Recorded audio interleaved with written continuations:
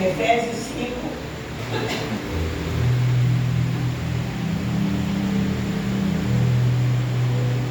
Louvado seja o teu nome, Senhor. Efésios 5.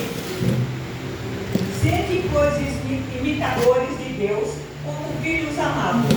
Andem no amor, como também Cristo nos amou, e se entregou a si mesmo por nós, como ofertas de sacrifício a Deus em aroma suave.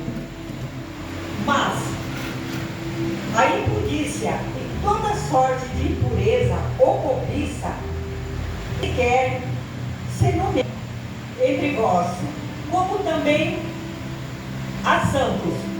Vou repetir aqui. Mas nem a imundícia, nem a impureza, nem a cobiça, nem sequer se nomeia. Por quê? Isso não leva a nada.